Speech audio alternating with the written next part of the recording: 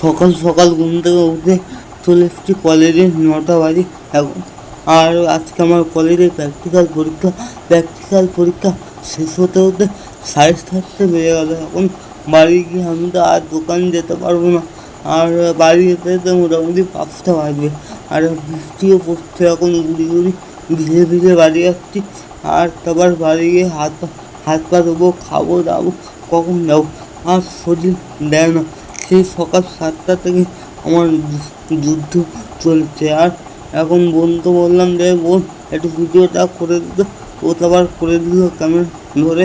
আমি কুয়ো থেকে জল তুলে হাত পা ধুয়ে নিচ্ছি ভালো করে, কারণ লোহা লক্ষ্য অনেক কাটাকাটি করতে হয় তো।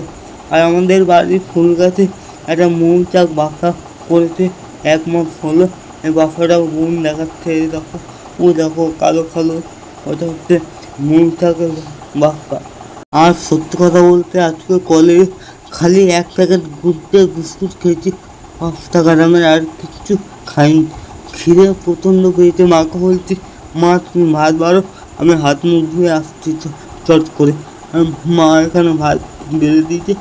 আজকে আমাদের রান্না হয়েছে কচুর তরকারি আর কচুর পাতা ভাজা, আর তোমার উচ্ছে আলু দিয়ে একটা মাছের ঝোল। ব্যবসা আমাদের এই হচ্ছে আজকে রান্না।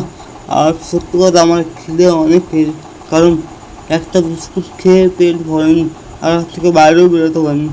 আর তারপর খেয়ে এই একটু বিছানায় একটু শুলাম।